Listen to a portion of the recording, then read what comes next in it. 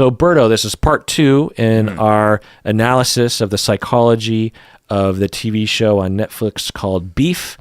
So let's get into it. What do you say? Let's do it. This is the Psychology and Shadow podcast. I'm your host, Dr. Kirk. I'm a therapist and a professor. Who are you, Berto? My name is Humberto Castaneda, and I'm mostly world-renowned for polishing obsidian. Polishing obsidian. Yeah. So, Berto, this was produced by A24. A24, so good. Yeah. And it had that foreboding style, you know, the intros where they all of a sudden slap the art, and then it's got that...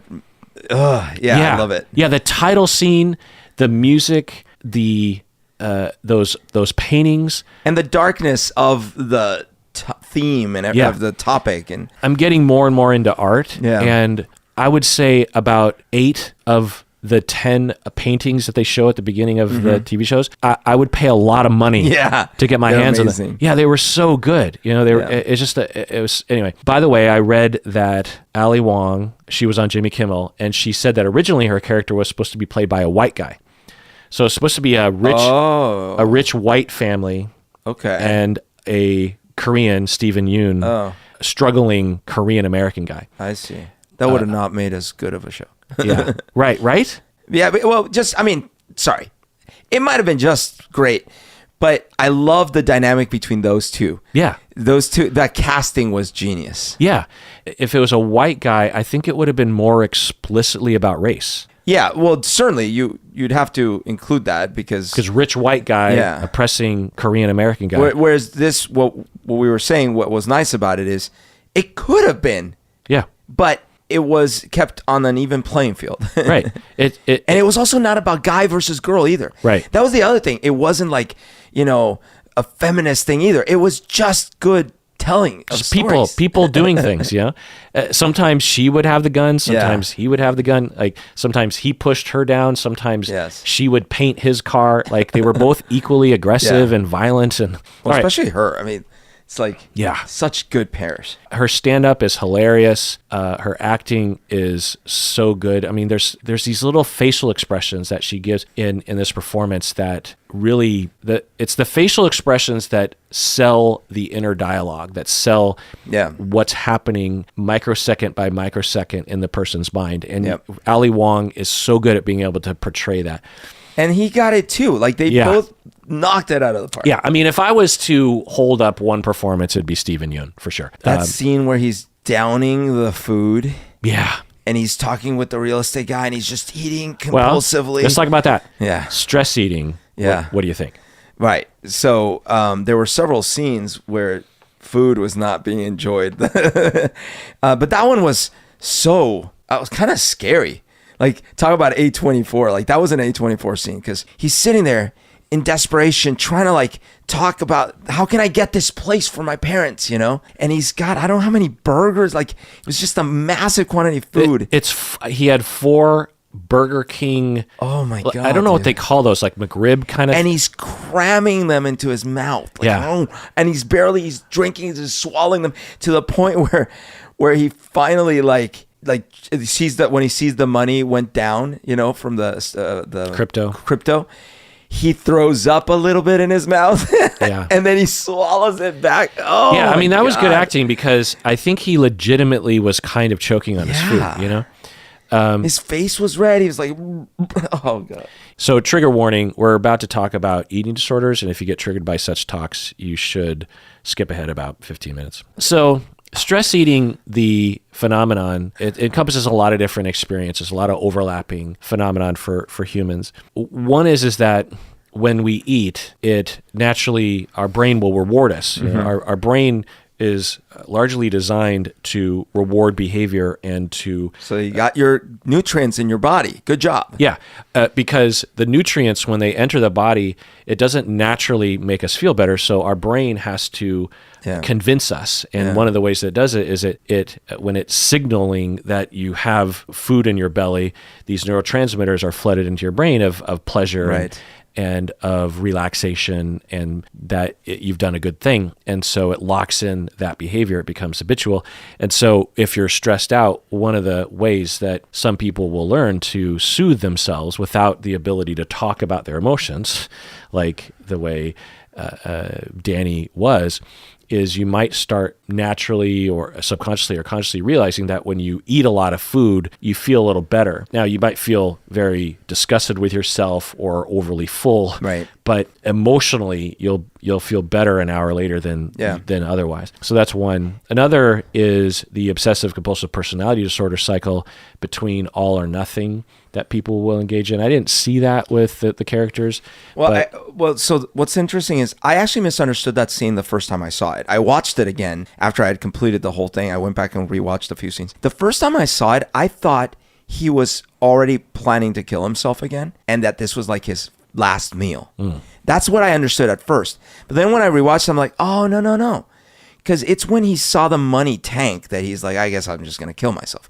He was already binge eating. Mm-hmm. Yeah. You get the impression like this is a habit of his. Yeah. And so I reevaluated. I was like, oh, geez. To your point, this is like stressful for him. Like stress management. I mean, it's like stress management. But it was so over the top. Yeah. Because I've all my life, because I think I've talked about before how when I was little and my mom left, food was a thing. Because I was left with like some food with like a little fruit while watching TV.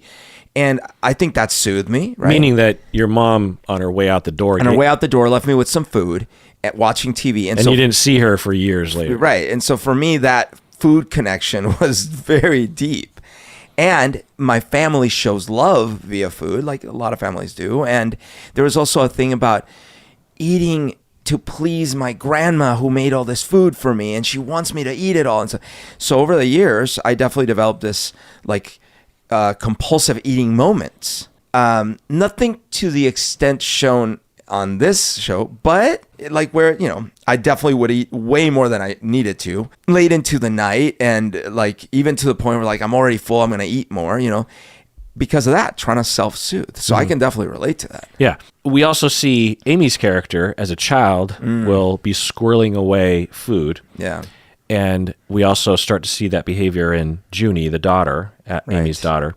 She finds wrappers in the bedroom. And then they're like, who ate this? Oh, it was my fictional friend. Right. And this is a common phenomenon that eating, disordered eating will be passed down from generation to generation through subtle communication, and also the central traumas can be passed down as well, and the coping will.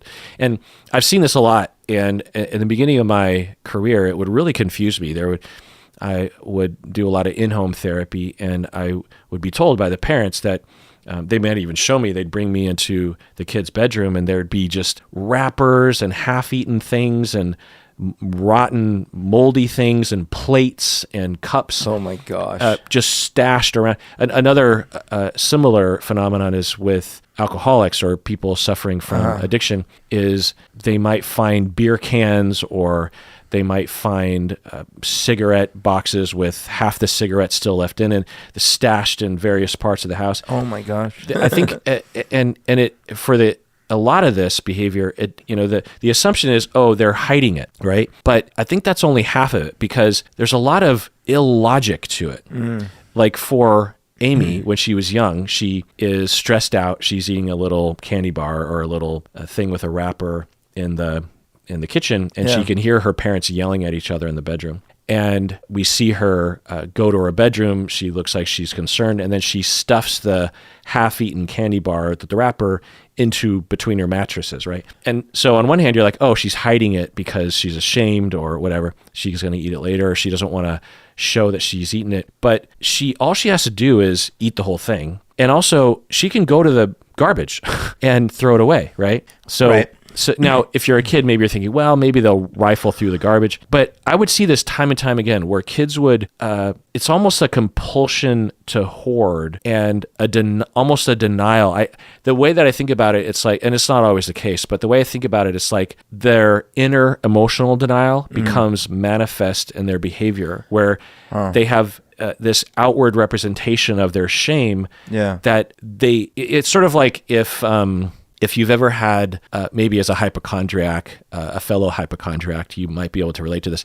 You might have a sensation of a heart attack or cancer or something. It's something that you'll code as such. And you're so terrified of what it could be that you just go into denial about the whole thing and say, and say everything will be fine. And maybe not now that you're more integrated into the medical system. But like, or a sort of a similar, okay, even with the food, I wonder if part of it is a sense of foreboding or scarcity or something. As an example, when I was a kid, there were so many ways in which I felt lacking, right? I was lacking my mom, or I was lacking enough, structure from my dad, right? Or I was lacking societal structure because the society was falling apart.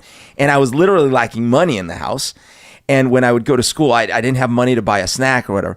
So I did develop, without meaning to, a thing where if there was anything being partitioned, like, okay, here's your portion stuff, I needed to make sure I got my portion. And I felt really protective of it. And I don't want to share. And I was always like, ooh, am I going to get enough? Am I going to get enough?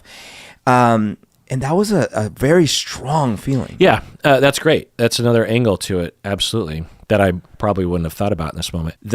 Our life, especially I think when we're younger, with food it's a big part of our life. Yeah. What are we going to eat? Do I like this food? This kind of stuff. How am I going to get my hands on that candy? And our emotional life will absolutely become manifested in our behaviors. And food can be a stand-in for so many different things. Right. Totally. You're saying it was a stand-in for stability and for love. Yeah, exactly. And safety and acceptance, which makes sense. You could also see it manifesting for Amy and Junie in that way, but also in the way of, I'm ashamed of myself. There's something wrong with me. And I will subconsciously produce that in my bedroom by letting things rot and by squirreling things away in an irrational way. Because the kids that I would treat that would do stuff like this, it always boggled me because there'd be times when they'd be home alone. And all they'd have to do is, if they were truly trying to get away with eating food in the middle of the night, right, they would just clean their room. Right, or just flush it down the toilet or something. Right, throw it out the window. Yeah. But they would just haphazardly shove it behind the bed and under the bed or in the closet, and it would be everywhere. And you'd it's obvious that they were hiding it poorly. And you'd go to the kid and you'd just ask them why, and they didn't really have an explanation. Right. So I think that it can be a shame thing. I think it also, in a related issue is because for Amy's character, I believe she had a defectiveness schema where she believed that, because her imaginary friend says, I'm never going to tell anyone your secrets, your shameful secrets. And Amy's a kid says, why won't you tell anyone? And she's like, because no one will love you. Right. So listeners... And this is, by the way, a horrifying best imaginary friend, because it's got that... Yeah. What kind of mask is that? It was very terrifying if you're a child. Yeah. Well, it was a character in a book that was a villain, I think, and then she just manifested that person. And for Amy, she had this defectiveness schema because her parents weren't loving her enough. And there's also a subtle messaging, I think, from parents like her parents who will say, the reason why we're not loving you is because you're a bad kid. There's something wrong with you. Right. Well, and she also saw her dad betraying her mom, right? And I think there was this feeling of like, is this because of me? Like I must be to blame for this too, right? And also an identification with the mom, where well, if dad sees mom as deficient and is stepping out, then then I must be too. Then I'm probably too. There's something wrong with me. So another is reason for stress eating or shame eating is conditioning. Whenever you get stressed out, if you do this habit every single time, especially if it gives you a little bit of a reward, then every time you get stressed out, you'll have this tremendous impulse to do that behavior. Oh, because it becomes beyond the point of the reward you might feel. Yeah. Now it's the behavior that you're craving. Right. Yeah. It's like, for some people, having a cigarette with their coffee in the morning, or having a cigarette after sex, or having a drink when you go to a bar or something, like it just becomes like this overwhelming impulse. Another reason for this kind of behavior is that it's distracting, right? Right. You're stressed out and you're just sitting with your feelings. And if you eat or you do the routine of stealing the food from the cupboard and eating it and then hiding it, it's it requires a lot of your brain. It's a pastime. Interesting. Yeah. Another aspect of stress eating and disordered eating is zoning out. It will cause people to go blank. So what people with eating disorders will report is that from beginning, middle, and end, they will enter into this fugue-like state. And then once it's all over, they will look back. And it's sort of like when you are distracted, daydreaming while you're driving to work because you're very familiar with the commute. Right. And you get to work and you look back on your you drive don't even realize, and you don't remember having made any of the decisions of the turning or the your signal or anything, and you're just like, how did I get here? Well, you just enter into this automatic state, and it will take you out of your stress. You're numb essentially. I can relate to that. Back when I was doing a lot of compulsive shopping, like compulsive buying, it was similar to that where really where I think I've described before where I enter an autopilot mode. It's not that I don't remember. It's not exactly the same as driving and not remember, but it is very much like not feeling like you're really making the calls. You're just like, this is happening, and then you just go and you do it, and then you leave the store with your bags, and then your brain starts going like, why did I just do that? Right? It's very bizarre. Yeah. All right, Berto, let's take a break. When we get back, more beef. More beef. All right, we're back from the break. The final reason why some people engage in the behavior that we saw from Danny's character is for nostalgia. If he grew up with Burger King or it was a special treat when he was growing up, like we could totally imagine Danny. Oh my gosh, I just had a huge connection because one of the things I used to do a lot until I started being lactose intolerant, basically, is I used to eat these huge bowls of cereal with milk late, like at night even. When you were how old? In my late 20s even. And it was like a thing that was so unhealthy. Like, first of all, it's like tons of sugar, tons of dairy, all squishing around, like giving me like acid reflux, all these things.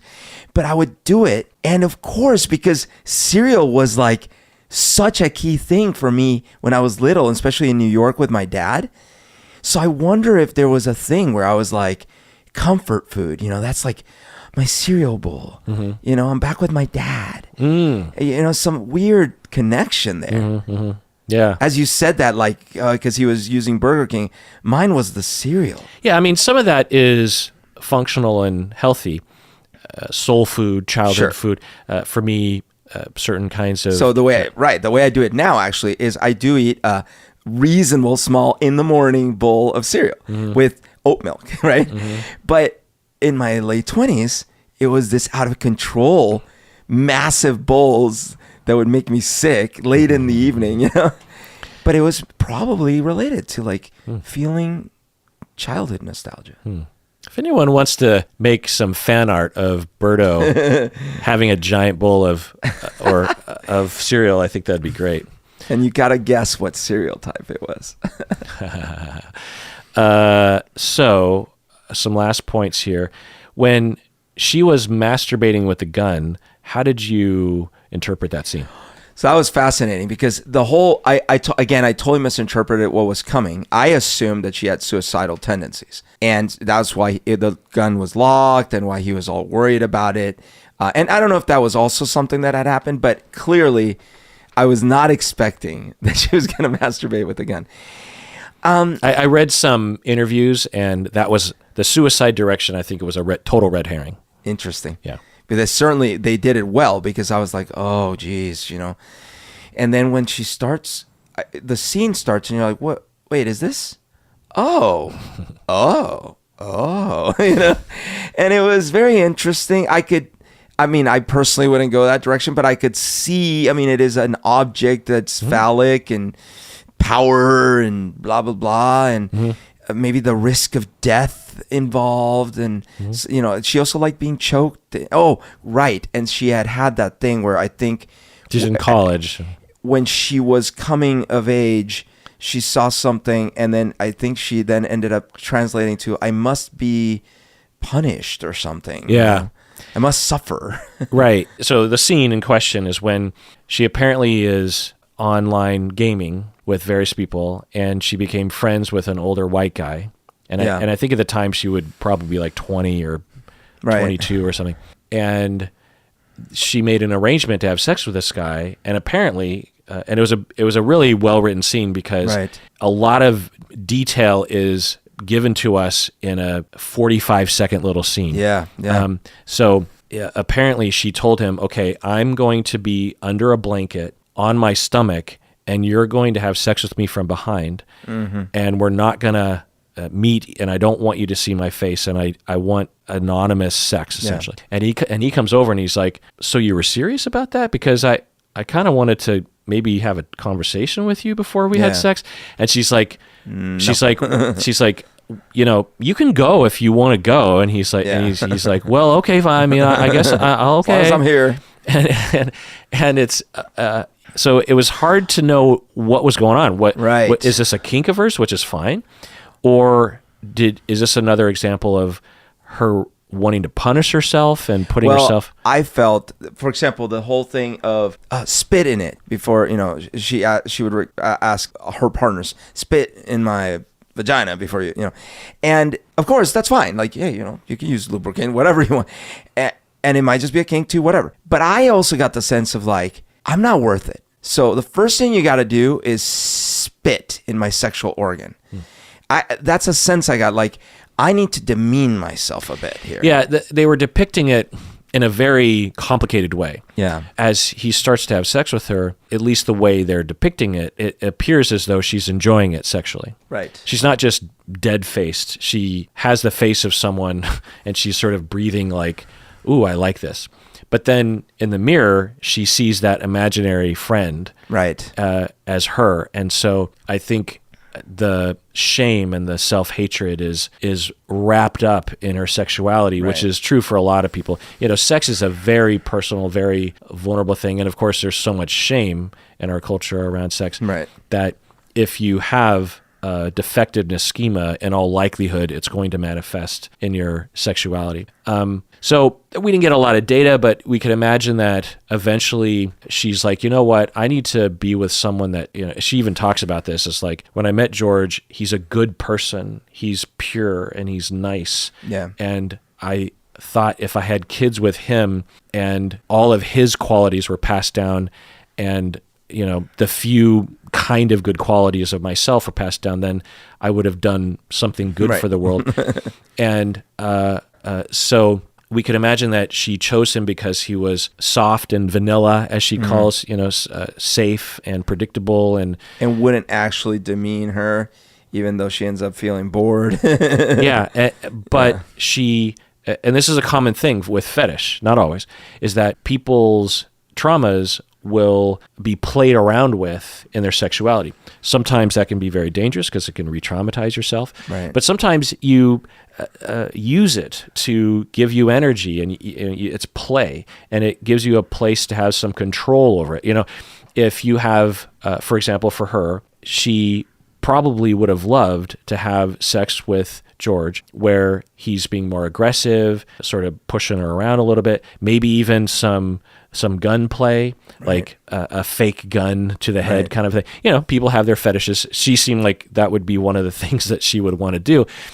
And as long as everything is under control and consensual, you can imagine afterwards she might say like, well, yeah, I think that does involve my internal shame, but it somehow it turns me on, but it also helps. It's sort of therapeutic because I'm the one calling the shots. Yeah, I'm in control. I'm telling him to do that to me, and I trust him, and I know that I can push back at any moment, and so I feel more powerful. I feel like I'm kind of processing some things. I'm weaving some things together. I'm taking the good and pushing away the bad, and so it seemed like it was something like that, and she was, in her way, trying to motivate him to participate in something like that. They had a history of that, apparently, and for whatever reason, it just wasn't working out. We can imagine their communication being quite stunted along those lines, where her asking for things might be seen as a little cold or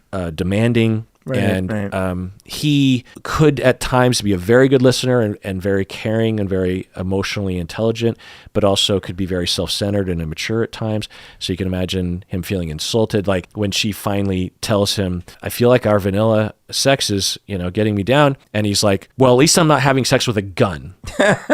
He's defensive. He's hurt. He feels like he's being insulted or emasculated or something. And so he goes on the attack. Obviously, that's not very healthy. So the last few things from my notes are Jung was referenced in one of the episode's titles, Figures of Light. This is referring to Jungian archetypes, which I won't go into because I don't actually know that much about it. But talking about the ego death that happens with the poison berries, what do you know about ego death, Berto? Let's see, not much, but it's this thing of like, you can't really grow past a certain point unless you basically become not yourself, like not an entity that cares about yourself. Like you have to let go of everything that matters to you and who you think you are and what you think matters, and then you might find the path or something like that. It's sort of an offshoot of enlightenment that you're attached to your ego, you're attached to your identity.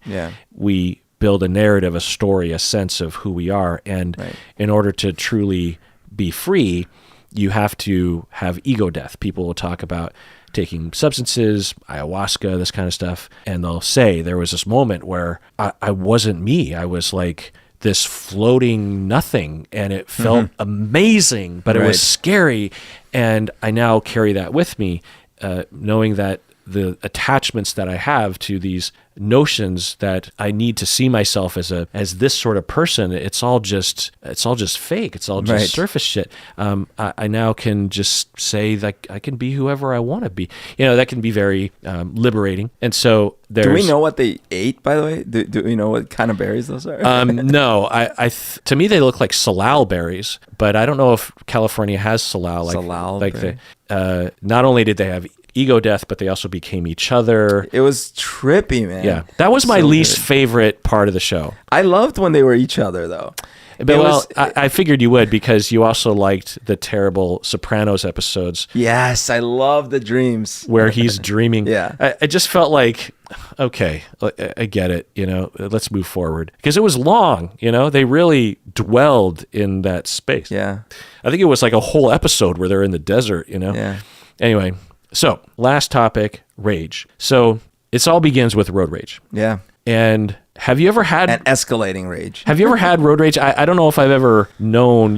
I could see you never having road rage, because I could see you not having that, sort of... Minor. I mean, I've had a couple... Like, as an example, I got a ticket when I was probably 19 or something. I was on the freeway in Tacoma somewhere, and this, guy cuts me off really nasty, and then brakes, and I almost hit him, and I gotta swerve off. I just luckily had good reflexes back then, and I just avoided the car, and then he takes off. I was so upset, so I just gunned my engine. I wasn't chasing them though, I was just upset, so I gunned my engine, and a cop stopped me and gave me a ticket for reckless driving.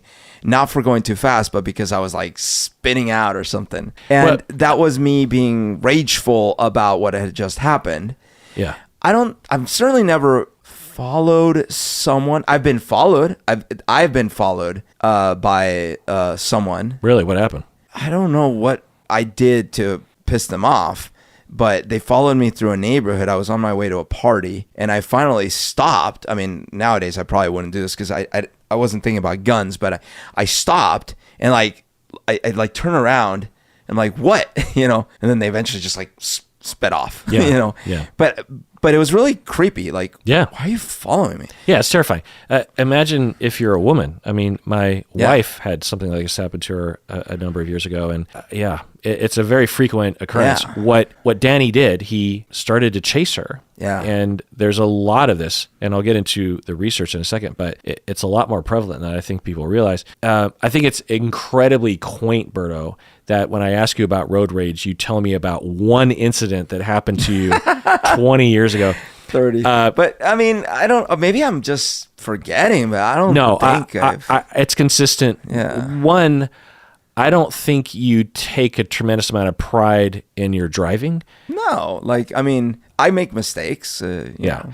And also, I think, well, yeah, it's interesting. It's interesting to think about, because I'm not road ragey, but I'm definitely not like you in this. Like, do you ever yell at people in your car? Someone does something stupid. Do you ever? Well, so what I used to do, and maybe this is part of the reason why, before I started going to therapy, and then when I started going to therapy, I noticed with my therapist that I used to get very rageful in the car, but it wasn't at one particular person. It was the traffic, the situation. You were going to be late. Late, but also just the fact that I had to be waiting in a stupid road, and I get so angry. So I definitely had road rage. It just wasn't about a person. You're just frustrated with like traffic in Seattle. And certainly I would yell like, "Oh my gosh, move, move!" You know, like that. Yeah. But not like. And then maybe I've also, I guess, been very lucky that no one has done anything that egregious at me.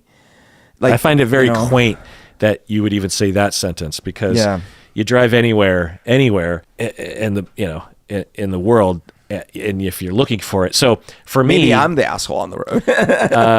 Probably not. But the issue for me is that my mild obsessive compulsive personality disorder, one of the traits for some of us is that we have this adherence to rules. Yeah. And there are a lot of rules of driving, a lot of actual laws, but also just courtesy rules. Right. So people who have OCPD will sometimes impose a lot of these rules on themselves because they're thinking, if I follow the rules, then I'll be a good enough human being. Right. And because they're imposing all these harsh rules on themselves, they feel like other people should also follow these rules. Like, if I have to follow these rules, then certainly you do. Right. And so people with my mild OCPD, like, I'm very mindful of being polite to other people. If someone lets me in, I wave. Yeah. If I'm at a light that is kind of fast and there's a few cars behind me, I try to make sure that I really am tightly up against the car in front. Same. I'm the same way. Yeah. Yeah. Okay. So, and when other people don't do it, I am upset at them. Okay. In fact, one of my gripes of wrath is that I always get so frustrated when a light turns green, because I know that if we all just started inching, we'd be out of there like this. Yeah. And instead, you're like, and I always start inching, but I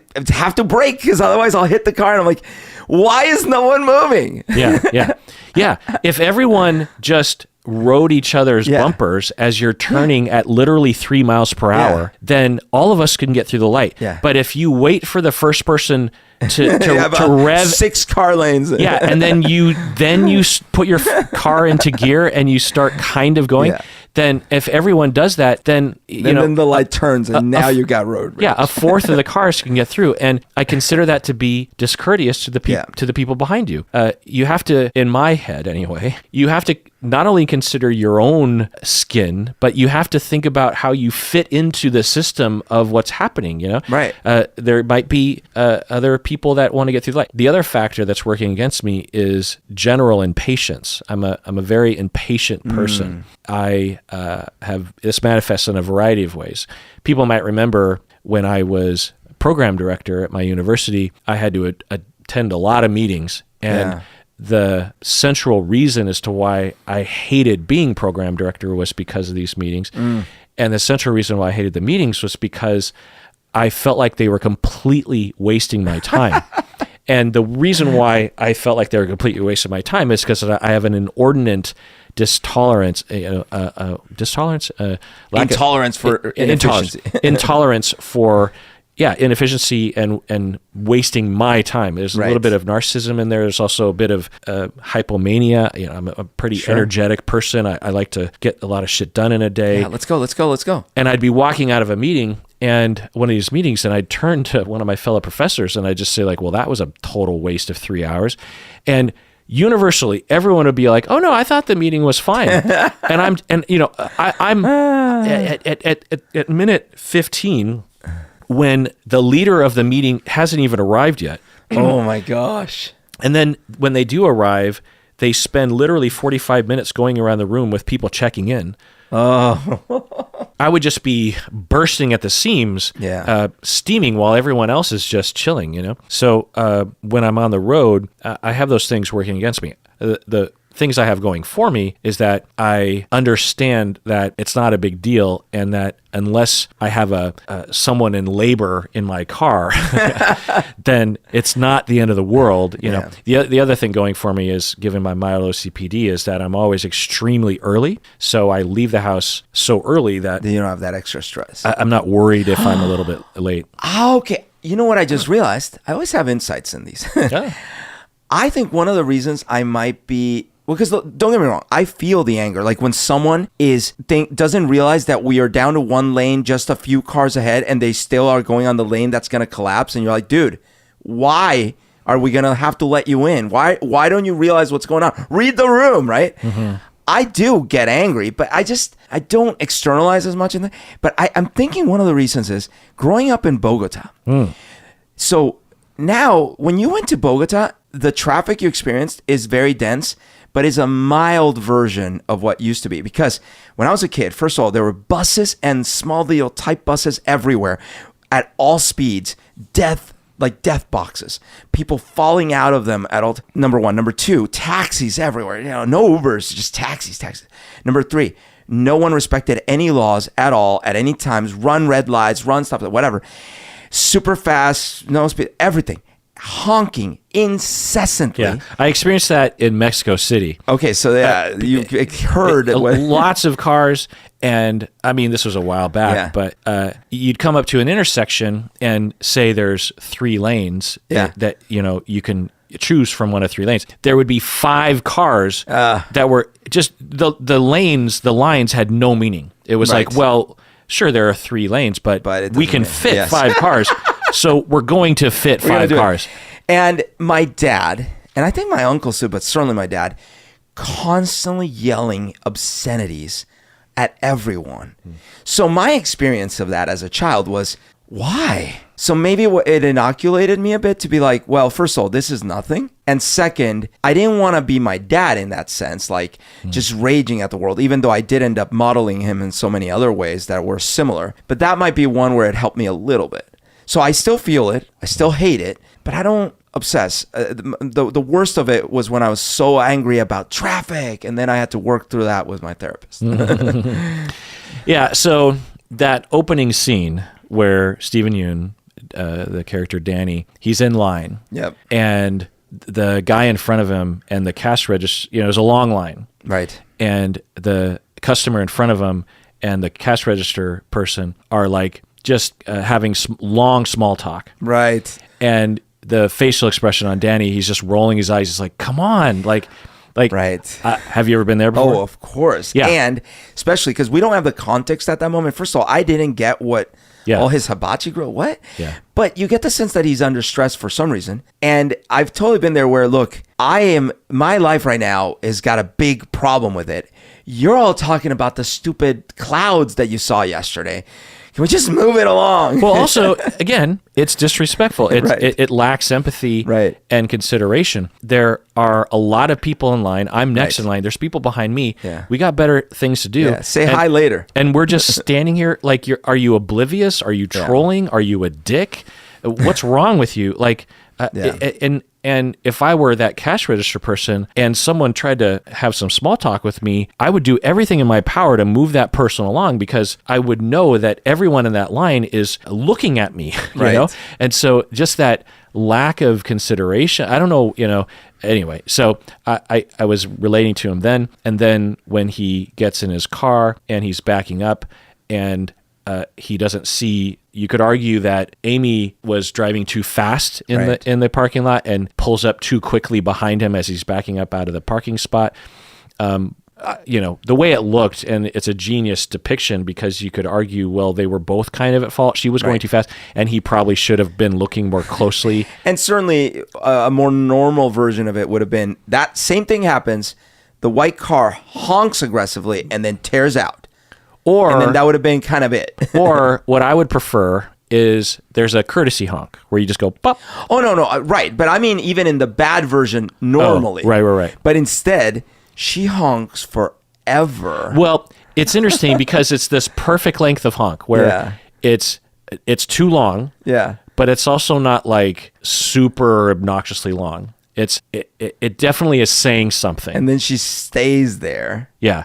And then he is screaming at her, and then she stops the car and flips him off. Right. And then we have later on, we get her context. She's stressed out about work. And at that point, we still haven't seen who she is. We don't know it's even a her. Like, we think it's... Later on, we learn it's her, and we learn that she was coming from her own stress. Right. Now, of course, we don't know at the time for Danny, but he was returning implements of suicide. Yeah. And not going through a good time in his life. Right. The previous night, he had probably... and failed to return said implements. Yeah. So this is the other genius thing about that script. He tries to return them, fails at returning the things that are now in his car that are now still the way that he could kill himself. Right.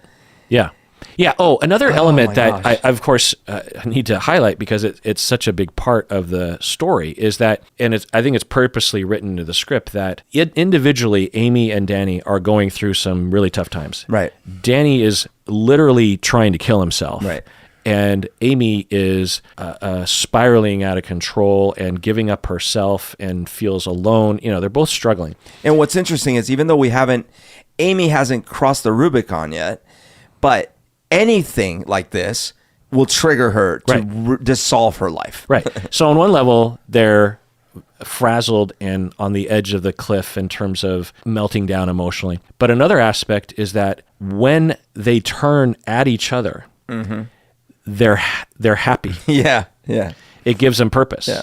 He later on, he's like, I have the hibachi. I have all the implants to kill myself.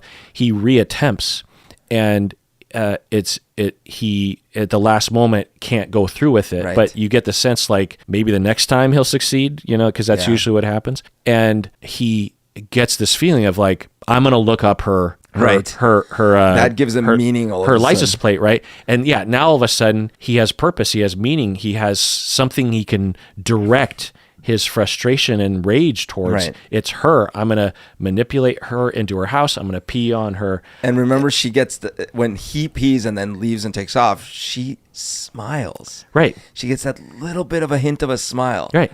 Because if you are desperate for attention or you're desperate for meaning and you can't find it, you'll take anything you can get. Yeah. And so they got off on turning at each other. And there were several story beats where things seemed to be cooling off between the two of them. And one of them would have a really bad interaction and they would make that choice.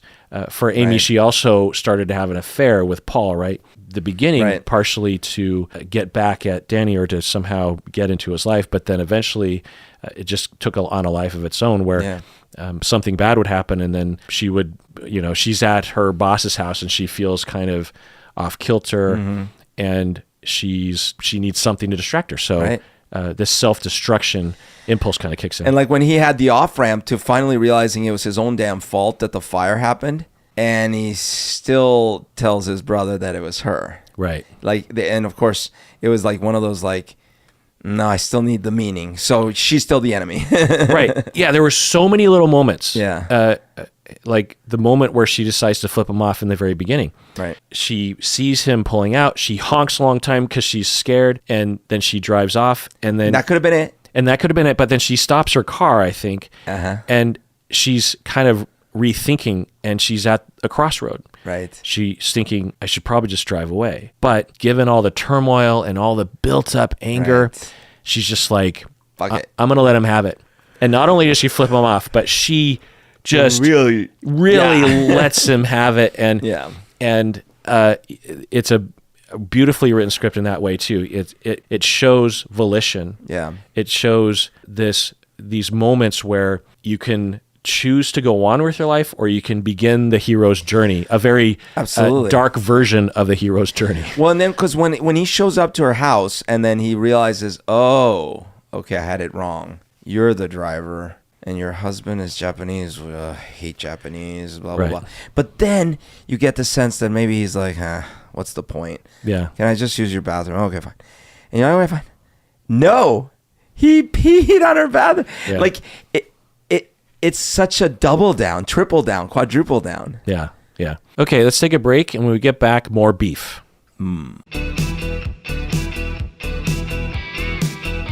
All right, we're back from the break. So, Berto, if you were having road rage with someone, and I was having beef, and you wanted them to stop driving so terribly and become a patron of the podcast, and you were driving next to them, what would you be yelling into the other window?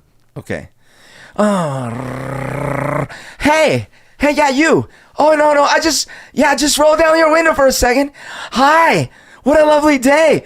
Oh, yeah, no, listen, if it's not too much problem or bother, can you fucking not kill me off like that next time?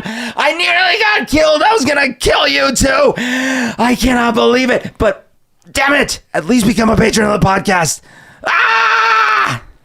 So we record our episodes really late, and Stacy is already in bed. And the dogs are barking. And the dog is already barking. But hey, I mean, this podcast pays our bills. Maybe beef was the wrong idea. So Stacy is just going to have to deal with it, I guess. Oh my God. Okay, let's do an OPP. What do you say, Berto? OPP. So these people became patrons all the way back in 2020 and have stayed patrons since then. We have a bunch of people here who didn't list where they're from. We have Courtney, Leslie, Sydney, Alu, Tati, Bonnie, Savannah, Ziggy Hoop Dance specifically, Casey and Rob, all from God knows where. We have Allison from Arlington, Virginia, Emily from Atlanta, Georgia, upper tier patron Allison, upper tier patron Emily, upper tier patron Hannah from Indiana, upper tier patron Prue from New South Wales, Australia, upper tier patron Jennifer from Jackson, Mississippi, upper tier patron Mirka from London, Great Britain. We have upper tier patron Lana from Saskatchewan, Regina, I've been there. Upper tier patron Julie from Spokane, Washington. I've been there too. Upper tier patron Scott from Virginia Beach, Virginia. Upper tier patron Marion from Williamsport, Indiana. Upper tier patron Paola from God knows where. And upper tier patron Gabrielle. Yay. Did I say Paola right? Yeah, Paola. Hey, is that an Eric Clapton song? Which? Dun, Spokane. I mean, among your jokes, not bad. All right, let's get back to the topic. The last bit from my notes is I looked up some research on road rage. So we all know that there's a lot of fatalities and injuries from motor vehicle accidents related to alcohol, right? Yep. We know that a lot of people are dying and being injured and getting in car accidents because people are drinking behind the wheel. So percentage-wise, where do you think road rage incidents compare to alcohol-induced accidents? So as if out of the accidents, alcohol might be like, I don't know, 70%. Well, what percent? So say alcohol is 100. Okay. What number would road rage be? Oh, geez. Including injuries and fatalities, not just fender benders, but injuries and fatalities. 40%. 100%. What? So wow, the same number. Are you serious? It's equal, according to some research. It kind of depends on the study, but that's scary, actually. The same amount of injuries and death from alcohol-induced motor vehicle accidents, you have the same number of road rage-induced.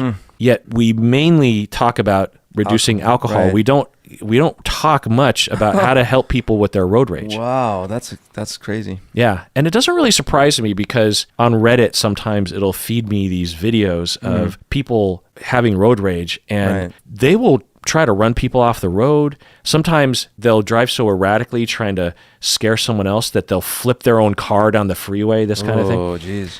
And I can see it. There have been times when I've been upset on the road where I've had impulses like that. I've never done anything. Like I've never gone after anyone. Right. I've never tried to scare anyone.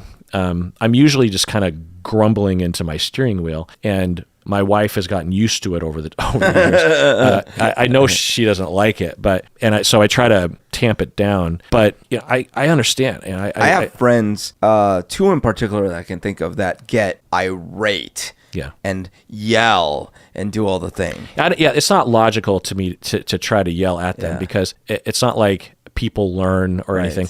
But the thing to me that will really get me is when, for example, a few weeks ago, I'm on the freeway and we're all moving at like 70 miles per hour, which is normal on certain stretches of highway in Seattle. Like people are going 75, 80.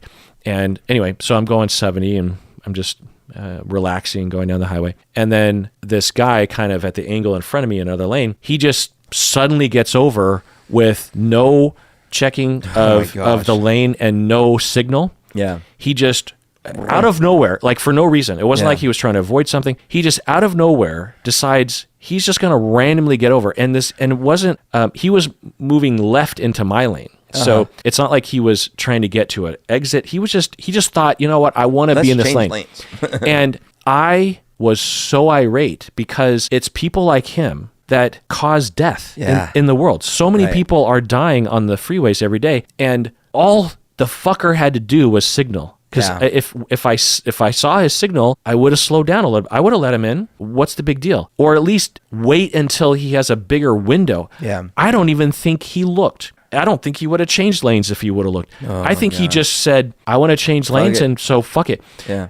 How many people are killed every day on the road from people doing shit like that? You know, there are things you can't avoid, like a pothole, or you're new to a city. A huge tire falling off a truck, hitting your windshield. Yeah, there are things that you don't have any control over. It is a fundamental understanding of the rules of the highway that you check your blind spot and you signal. Yeah.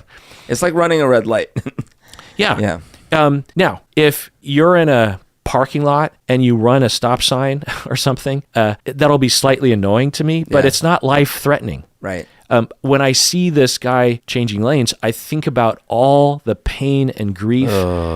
Someone living with a permanent back injury. Yeah. Someone losing a leg. Someone having a traumatic brain injury and forever unable to talk, or their memory is gone for the rest of life. Like this complete lack of awareness. And of course, if we took that guy by the collar and said, do you understand that you could have killed someone? Of course, logically, if they answered honestly, they would say yes. But they don't allocate the two brain cells to actually consider the weight of their actions. That pisses me off. It's similar to watching people like Tucker Carlson and shit. People that'll just spout shit because it gets them attention and ratings when they obviously, according to back channel communications, they don't even believe in this shit, but yet actively harming people. Their words cause actual harm and death and oppression and demoralization and all these noticeable effects, which are obvious. That kind of irresponsibility is immoral. It's wrong. Yeah. And when I see something like that on the road, if someone, like at the light when they don't go fast enough, I'm not gonna go ballistic. No, I might say something like "Move, come on." I mean, usually what I say is I quote Han Solo in Episode 4, where I say, "You're all clear, kid." Well, for me, it's always because it's one of my pet peeves. So I'm always like, "We could all be moving right now. You could just start inching along. You could just do it." So that's one finding from the research. In terms of factors, these are the following factors related to road rage. One is displaced anger, which was depicted well in the TV show. When you have a lot of anger that you want to direct, but you don't feel safe or you don't even know what you're angry at, then you'll take it out on the road because it's anonymous. Right. And there are plenty of opportunities to target someone, and there's no consequences typically as long as you don't follow them or anything. Also, if people are under a lot of life stress, then they're more prone to road rage, which is, of course, depicted well in the show as well. I always love it when TV shows, movies align with the research, because it's like, okay, it's even more believable. Other qualities that they found is that research shows that people who identify themselves as high anger drivers, so they would survey people. High anger drivers? High anger drivers. Okay. I mean, this is an area of research that's hard to study because you would actually have to observe people driving and then validate whether they're... And then you'd have to do personality testing on them, objective personality testing on everyone, and then compare the two groups. That would be very expensive. Totally. But you can ask people, and there's probably like a set of questions that aren't, directly like, are you a pissed off asshole driver? It's probably more subtle than that, right? And then they ask a bunch of other questions, and they find that for people who identify themselves as high anger drivers, they have more anger problems in general. So it's not just on the road. They engage in hostile, aggressive thinking in general. Their thoughts turn more often to revenge.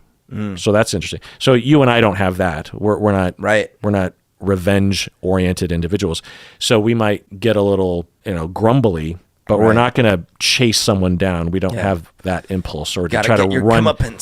Try to run someone off the road, that kind of thing. They also take more risks on the road, which I thought was interesting, and they're more dangerous. So the people who engage in road rage, you would think more dangerous. You would think they would be the more careful drivers who follow the rules, but it's the opposite. Right. They're actually, so you wonder if it's projection, where they know that they're a bad driver and disrespectful. But how dare you be the one? Right. Right. Or they're just generally more narcissistic and don't really care about it. They believe they're above the rules, but they want everyone else to follow the rules or something. I don't know. And they're also just more impulsive in general, which of course makes sense, right? Yeah. So all those qualities are associated with road rage.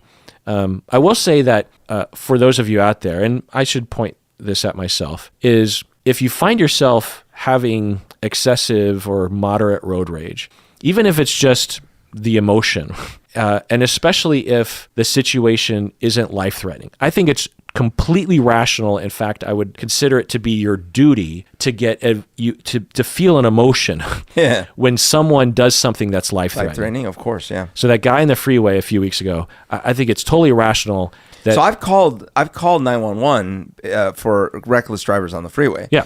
Because of that reason, because I know that can easily result in a death. Right. They could kill themselves on accident, right? So that's all fine. But, I would say 90% anecdotally of road rage incidents have not to do with life-threatening. Right. Like, for example, I've talked about this story before, but I'm in progressive Ballard, Seattle. Yeah. And I come to a stop sign, a four-way stop, and 4 cars are at the stop sign. I thought I was there first, but apparently another car. So, the rule is that if you're the first person at the four-way stop, you go. You get to go.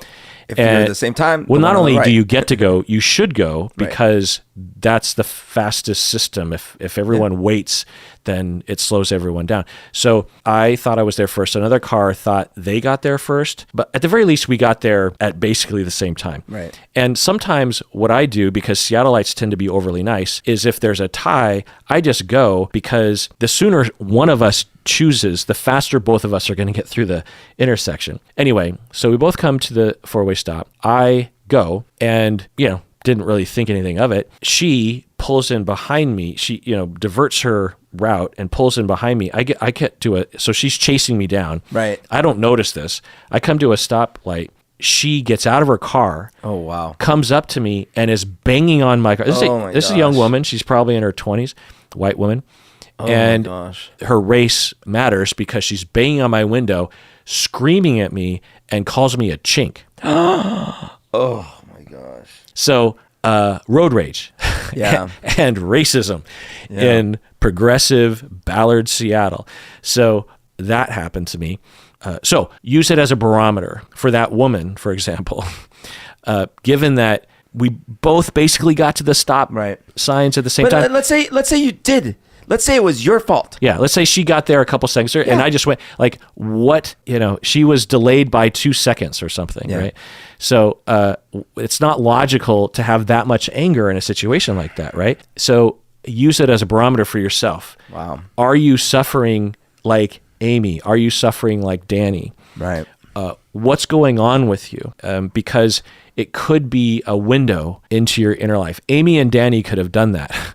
They could have said, after that first incident where they're chasing them down and they're running over someone else's flower bed, they could have said, maybe something's going on with me. Right. Maybe there's some suppressed emotions that I need to think about. Maybe maybe I'm not taking care of myself. So you're encouraging listeners to maybe get a larger car, a more damaging vehicle that they can be safer in when they road rage, right? Is that the main takeaway? Yeah, I mean, if you're going to take revenge, you might as well be able to mow them over. Right. One of those original Hummers, Yeah, with spikes on the side. Ooh. Yeah. All right, Berto, that does it for that episode of Psychology in Seattle. Let us know what you thought of the TV show Beef, because we certainly told you what we thought. And everyone out there, please take care of yourself, because you deserve it.